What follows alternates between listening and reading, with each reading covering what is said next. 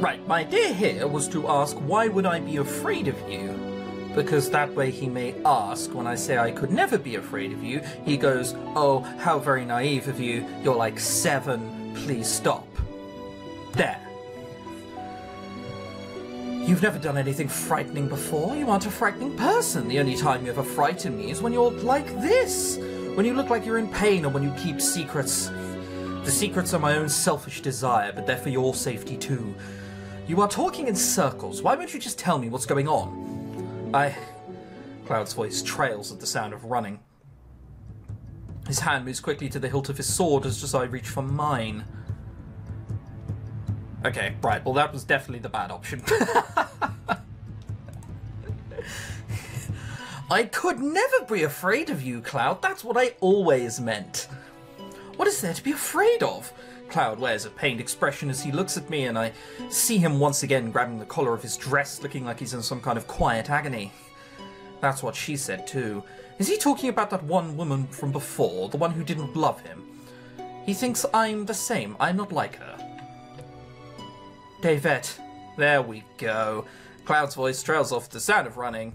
His hand moves quickly to the sword, however, it's just the twats. We only relax when we see that it is Jurian, Garland, and Delora heading toward us. Why are they alone? Where are the king and the queen?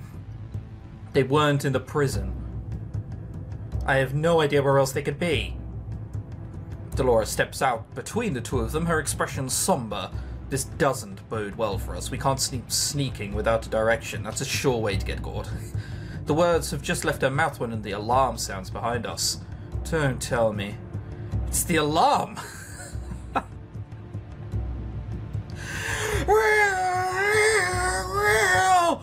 What could that be? Lightning quick reactions. Everyone draws their weapons as Waltz appears, running towards us with a harried expression on his face. The knights are on their way. How did they know we were here? They probably found 2 people who were fucking unconscious. In seconds I hear the clanking of metal, and then there are knights upon us. We are forced to scatter to deal with different opponents. The guard rushes at me with his sword, and I somehow manage to block his attack. I should be able to wind around him. The knight falls after I catch him from behind and give Cloud an opening to attack him. Davet, stay behind me. I promised I would, remember? Let's keep it that way. A smile flashes across his face, and for a few moments he seems more like the Cloud I know. A knight manages to separate Cloud and I, leaving me by myself. He grabs my arm. Unhand me. Oh yeah, that'll always work. Yeah, I've got you now, prisoner. Take your hand off of me! Oh, okay, sorry, I didn't realize you were going to order me around like that. I watch in shock as shimmering fog surrounds my attacker, his eyes closing as he slumps to the ground. He is only the first to fall seconds later. Most of the knights in my immediate vicinity have fallen to the ground. I can tell by the subtle rise and fall of their chests that they're asleep. Sorry, I couldn't focus long enough to cast that spell earlier. Delora drops her hands and turns to address Waltz, Cloud, and I. Head toward the entrance hall. Well, at least it doesn't seem to use any of her vital energy or what magic normally does. Like, you can use it, but only conveniently, and it'll run out at the most inconvenient moment. Head towards the entrance hall. The king must be in one of the central rooms. Jurian, Garland, and I will head to the bedchambers in the east wing to look for the queen. I mean, we've already been spotted, so I guess why not be spotted by a few hundred people more? Splitting up is not a part of the plan. We don't have much of a choice anymore if we're going to get the king and the queen out of here. We have to improvise. Now go! Cloud grabs my hand and jerks his head at Waltz. Let's go! The 3 of us rush out and into one of the palace highways. I keep my gaze forward while Waltz and Cloud watch for enemies on either side of us. On our right, Cloud grabs his sword and moves before Waltz and I can respond. He dives low toward a soldier, his sword poised straight for a devastating blow. What's that, a frog in my throat? No, I don't know what you mean. My voice is just naturally that low for periods of 5 seconds. Knights begin to approach us from the left, and I raise my sword, readying myself. Waltz snaps his fingers, a flash of light blinding the men in the immediate vicinity, and I use the opportunity to rush the knights in front of me. I grit my teeth as I attack. Most of my blows are lucky. There are too many knights for me to be able to get the upper hand. There are so many of them. Yeah, I imagine there are. Well, well, if it isn't the most desirable princess. I whip around to the man that spoke to me, but he is nowhere to be found. Where is he? Who are you? I wonder. Davette! I turn to see Cloud running toward me, a panicked expression on his eyes. I take a step toward him when a masked man suddenly blocks my path. Who are you? Who are you? He's dressed all black with a mask on. He's no one good. I raise my sword, but the masked man taps his cane on the floor before I can swing. An incredible pressure blasts out from the cane. It shoves Cloud to the floor and blows me backwards. I hit the wall hard and my vision darkens. Cloud. That's the end of our attempt. That was the world's... You know what? I was going to say shittest rescue attempt, but we at least got to the prison, and if they were in the prison, we'd have been okay. The end was rather abrupt, though, wasn't it? Good God. Where am I? Why can't I see anything? My head hurts. Rise and shine, sleeping beauty. No, that's wrong. I'm Cinderella, mate. A jerk uprighted the familiar voice. You're the man who knocked me out. Do best not to antagonize him. You're probably in prison. maybe don't get on his bad side quite yet. The man laughs and I blink as I try to pinpoint the direction of his voice. Did he blindfold me? I command you to take off this blindfold. Oh yeah, that always works so well. I don't take orders from princesses that no one remembers. But I am a gentleman, so I suppose I shall have to heed a lady's request. The blindfold is abruptly pulled off and I flinch at the sudden brightness. I'm in the throne room. Of all the places I could be taken, I've been hidden in the throne room. Right. Why, hello there, princess. My captor looks at me amused. He wears a crooked grin on his masked face and a cape on his shoulders. Who is he? My eyes wander to the throne and I cannot help but gasp at what I see. The king is strapped to the throne, hands bound, mouth covered. Your Majesty! The king pauses to look at me, his eyes containing a mixture of alarm and confusion. I turn to glare at the masked man. Let him go! No can do, princess, though... Don't you think he still looks regal, sitting at his throne like that? Well, I mean, no. His mouth is gagged, and his hands are bound. It's hardly regal, is it? I grit my teeth as I begin to struggle against my bounds. Struggle all you like, you won't get out of those knots anytime soon. Who are you? The masked man drops an elegant bow. I'm called Varg. Varg? Are you an orc? What sort of fucking name is Varg? Varg, what have you done to my father? Me? Nothing. Well, nothing much. I guess gagging a person and tying their hands behind their back counts as something. It counts as kinky. Ignore I said that. Are you working for Sir Alcaster? I don't work for anyone. So he's a mercenary. The door flies open and Alcaster steps in, his face full of anger. Mythros, the fool! How absolutely useless he was! Varg gives a dismissive shrug. He regards me again with his mischievous smile. While I do agree that wholeheartedly that man is in the past, here, in the present, we have someone far more interesting to deal with. Varg gestures at me. I glare at Varg before turning my gaze to Alcaster. I used to think Alcaster was someone to be respected, not anymore. Oh, that's right, he's lost your respect. Truly, I imagine he's very hurt. If it isn't the princess herself, oh, for fucking, you know who I am as well? You remember who I am? Well, once Mythros made the connection, it was just too obvious to be false. Could Sir Mythros remember me? Alcaster shifts his attention to the king. Gennaro, do you not remember this girl as your own blood daughter? His eyes meet the king's, but I see no recognition in his gaze. He cannot remember me. I haven't managed to break my curse yet. What are you doing this to my father, to the kingdom? Everything I do for the kingdom. All successful rulers have run with an iron fist. Fear is the best motivation. Hang on. Let me just remember how all modern dictators worked out here. Not well.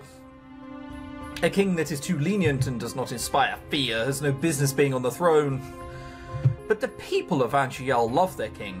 Before I had thought that the town people were despicable, but because they hated me. Now I understand those reasons. They may have judged me as a mother's daughter, which is wrong, but that does not mean they should subject to a regime of fear. Your obligation as a ruler is to rule the country, not the people. Back when the Queen was alive, this place knew the fear of the witches. They were far more productive. Oh yeah, it was a very happy place. Fear motivates, fear makes a man. King Alcasta? You better have a good excuse for interrupting. Your Highness, there's a beast! I've just realised my phone is on my desk with me, so I'll throw that away before someone texts me. Well, it fell off the side of the bed, but details. What are you blathering about, you fool? A beast! A magical beast is rampaging around the palace. What? At no point throughout this story has there been established that magical beasts exist, and now there's a magical beast roaming through the palace. Sure, why not? Is this the dead witch's doing? Dead witch? No, Delora's fine. She has to be. Out with it. Did Mithros do it? What? I cannot stop myself from blurting out the question. So Mithros is a witch? He was a witch, but now he is dead. He turns to the knight and demands more information. I'm too shocked to hear their words. I mean, at least he's telling us. I would withhold all information I could, but this is a video game. They have to tell us everything they can now that I'm trapped and cannot possibly escape. Sir Mithros, a witch? Impossible. What of the other palace intruders? We've managed to apprehend some of them, but we can't get to everyone with that beast taking us out. Damn, Mithros still a pain even after death. What did you do to Sir Mithros? Did you not hear me, girl? He is dead, killed by my hand. But why? He was helpful at first. We worked together to achieve our own personal goals. He eyes me cautiously. He wanted you, Princess. If Sir Mithros was a witch, that would explain why he still remembered me. But why did he want me? Who knows? It doesn't matter anymore. I gave him my knights to assist him in his search when the witches could not. But in the end, that fool was too power-hungry. You never entered into my plans. You would be safe, Princess, had you just stayed put. But now that you're here, you'll come in handy. Alcasta turns back to the knight, who immediately bursts into explanation once more. The beast is moving quickly. We don't know how much longer we can keep it from his room. Oh, this room. There's a beast in the palace, and Sir Mithros is doing. I am so confused. It's very simple. There is a magical beast rampaging around the palace. It's killing, apparently, a lot of people. That's it. That's all there is to it. It's not difficult. And what about the others? Are they okay? Let me go, Alcasta. You are not going anywhere. It sounds like some of your friends are very persistent. They'll be coming for you, and when they get here, I will kill them. You, Princess, are going to make excellent bait. You know, I like this turn of events. Kind of amusing. You. Tell me what all of this is. Varg looks unmoved by Alcasta's anger. Well, I mean, apparently he can tap his cane and everyone's sent flying backwards. It is Mithros that summoned that beast, is it not? Then you must know what is happening. You're asking me? Of all people? As if I would be able to answer any of your questions. You... Varg! It doesn't matter. Hang on, is Varg? Is this following the German theme? Is this actually Warg? I wonder whether this is Warg or Farg. I can't remember whether the Germans say a V as a W or an F. They don't say it as a V, regardless. It doesn't matter how many times you say my name, Alcasta. I don't have any answers for you. So Alcasta turns to me, his eyes manic. Whether this is Mithros' magic or magic belonging to one of your friends, I'm not going to let it live. Could Delora create a beast like this out of thin air? Probably not. So Alcasta draws his sword from his sheath and curses under his breath. I squirm, desperate to find some kind of break in my restraints. Varg surprises me, however, by reaching down and cutting the ropes binding my arms with a sword that I recognize. You have my sword! I stand up quickly as I can and grab the sword from him. That was too easy. I eye Varg warily as his mouth twists into a smirk. What are you doing? Why are you helping me? This is confusing. Help? All I did was cut some ropes.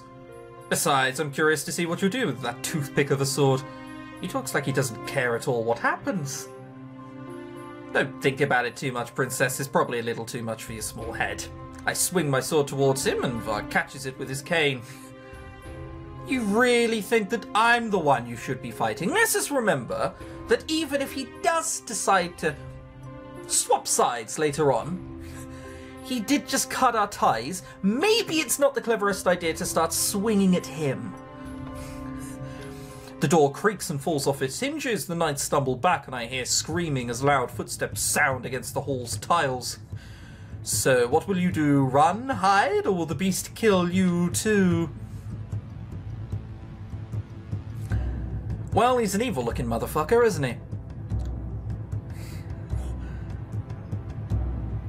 It looks horrible. It's definitely something from the underworld, you can tell that because it's a shadow. My eyes focus on the large figure entering the room, though I cannot make out its specifics at first. The form grows more distinct the further it moves out of the room. Whatever this is, I cannot fight it. There is a moment of eerie silence, and then Alcester yells and the knights rush forward, attacking the beast as a collective. The beast throws them off with surprising nimbleness, his rage in every swipe. I dodge away just before a man's body falls on top of me. Over here, beast! Sir Alcester rushes at the beast. Do you not think that maybe rushing it is a bad idea, considering all it does is swipe at you every time you get near to it? Do you not think that maybe baiting it in and trying out a different approach is a good idea? Maybe having it rush at you and then roll forward? I don't know, just a thought. I finally managed to get a clear sight of the king, who is still bound and helpless to the throne. The king! I have to get him out of here. I run towards the throne, but someone stops me dead in my tracks. Saving the king really shouldn't be your priority right now. I grit my teeth and swing my sword at Varg, but he easily darts away from me. Stop doing that! Jesus! I would be watching my back. It is then that I notice the beast slowly making his way toward me. Why would it be after me? Either I stay here and fend it off, or Alcester catches the beast with a broad swipe of his sword, but the two are focused once more on each other. I glance urgently at the king, then at the doors. The beast moves again, and I realise once again it is heading toward me. There is no way I can help the king in all of this mess. I need help. I have to find the others. Hopefully Alcester will keep the beast busy long enough for me to get to them. I turn and bolt through the room, weaving my way throughout the chaos of knights as I head toward the door. That's what the earlier choice was, right? If I chose to stand my ground and not run away, I would try and fight that beast and die. I glance over my shoulder one last time at the king. His eyes are trained on the battle before him. His hands grips the arms of the throne, but there is nothing he can do. I'm so sorry, I'll be back. The least you could do, at least, tell him that. But for now, I have to find the others. I dart past the carnage in the room, stepping over and around the bodies as they appear. Halfway to the door, the beast lunges past Sir Alcester, and for a few moments I think he might be attacking me. Stay back. I hold my sword in front of me and stand in a defensive position like Cloud taught me, but the beast never reaches me. You've ruined everything, beast! Alcester is suddenly in front of me, waving his sword at the beast. I stumble back towards the doors, my heart beating loudly in my chest. I have to get out of here. That you do? Well, that was a very short chapter. Where did the beast come from? Knights immediately rush toward me. I back away as far as I can without re-entering the throne room. Princess, come quietly and we'll keep you somewhere safe until all of this dies down. Fuck off. I raise my sword and stand ready when the knights surround me. I order you to stay out of my way. Our apologies, Princess, but we are on orders from the king. Alcester is not the true king. What did he offer you for your loyalty? Wealth? Status? That is none of your concern. One of the knights moves towards me and I react on instinct, swiping at him. You might want to put that down before you hurt yourself, Princess. Do not antagonize me. One knight rushes me and my blade connects with his shoulder. Another approaches me from behind and I hit him with the back of my sword. The third moves too fast and I feel his blade cut into my shoulder. I hiss at the pain that sings from the wound. I'm bleeding. The next time he swings, I successfully manage to evade him, but then I bump into another knight. I'm surrounded. Just come with us, Princess. We don't want to hurt you. No! I feel one of the knight's hands on my shoulder. I attempt to pull away from him, but stop when I hear him scream. I was going to say, if anyone's going to show up, now is the time. Now is the time to show up. Oh, for God. Not you! A friend! A friend is supposed to come up and help me, not you! Oh, The beast stands behind me, eyes narrowed, its mouth gaping wide. A scream escapes my throat. The knights change their focus to attacking the beast, but it eerily swipes them away as it advances towards me. I know that says easily, but I felt eerily was more fitting. It's getting closer. I desperately back up. However, my back soon hits a wall, and with nowhere to go, I stand in the defensive position the cloud has taught me. I hold out the sword and then use it to throw back the beast's shadowed claw as he reaches out towards me. That starts. It talks! Stay away from me! The beast moves towards me again and I stumble in place, struggling to hold my ground. A knight throws his sword, the blade impaling into the beast's shoulder, but giving me an opening. The beast's wounded arm swings into my reach and I lash out with the sword, managing to draw blood. That thing bleeds? Really? Princess. Delora would never create a beast like this. This has to be Sir Mithras' doing. An attacking knight catches the beast's attention and I do not wait. As the beast turns, I raise my sword and manage to slide deep into the beast's chest. A piercing cry erupts from somewhere deep in its throat, and I stumble back without my sword, which is still stabbed through the creature's heart. This isn't Cloud, is it? The beast collapses to the ground. I stare as it raises its hand into his chest. That motion reminds me so much of... Right. It was all an illusion. A glimmer of light catches my eye and I freeze as I stare down at the ground.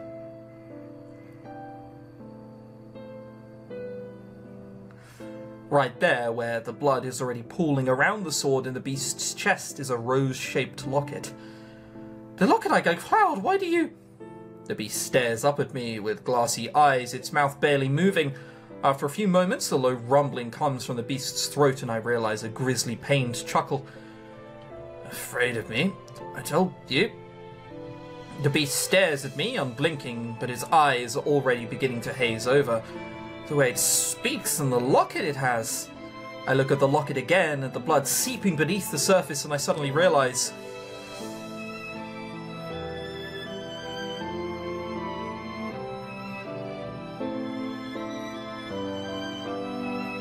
You know how easily this would be solved if you just said...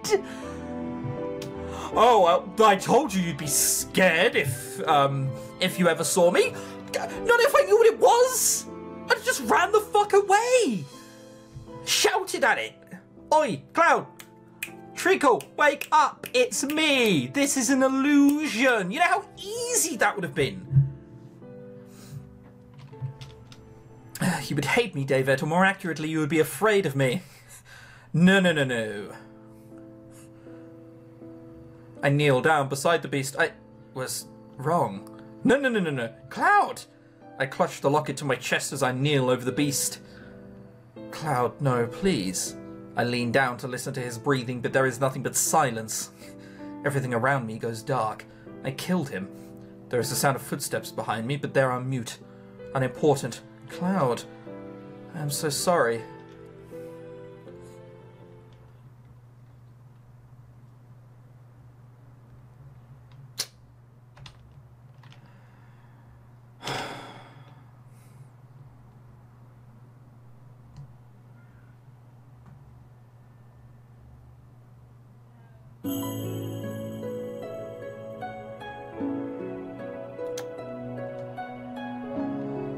Fuck's sake.